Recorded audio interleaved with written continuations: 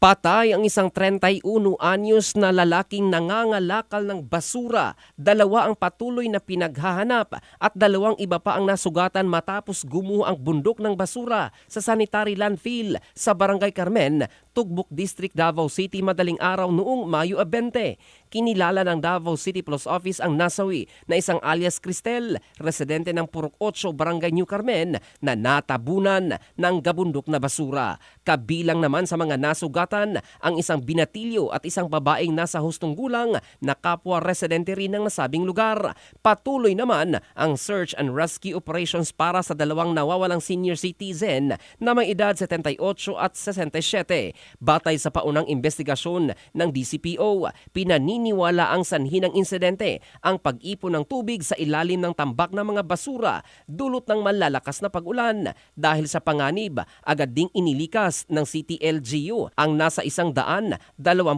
pamilya na nakatira malapit sa landfill. Pansamantala silang nanunuluyan sa barangay gymnasium matapos ipatupad ang forced evacuation.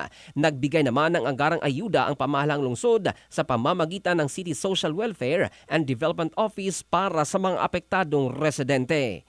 In the heart of changing lives, ito si Jofel Candado ng Brigada News Philippines, the Music and News Authority.